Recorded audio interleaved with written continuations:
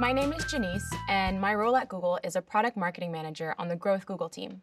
Grow with Google's goal is to create economic opportunity for everyone, and through inclusive marketing, we can really make sure that we're representing everyone accurately and authentically. My favorite part about my job is that I get to work directly with people that we impact and serve.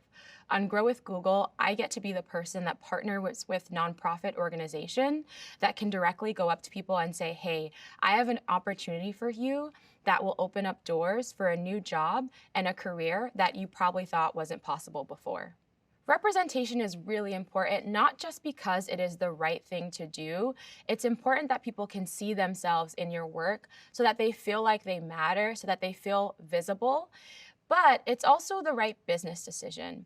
We did a study on inclusive marketing that proved that people who saw themselves representing in work were more loyal to that brand and actually more likely to purchase or use that brand's products and services. If you're new to inclusive marketing, there are a few things that you should think about when practicing inclusive marketing. I think the first thing is saying, am I representing a group in a way that can be harmful to them? That is number one. Make sure that you're not offending a certain group. The second thing is to think about, who am I trying to reach, and are they represented in this piece of work?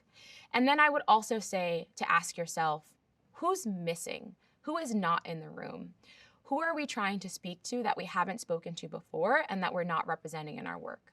Understanding your audience is absolutely critical to informing your inclusive marketing strategy.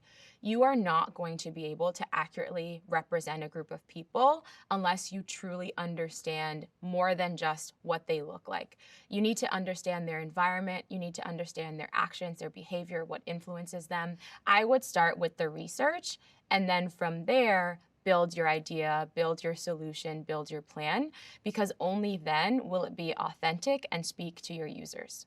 And so it's really important to do that work up front to understand not just one type of person from this group, but many different kinds of experiences from that one group when you're looking into inclusive marketing.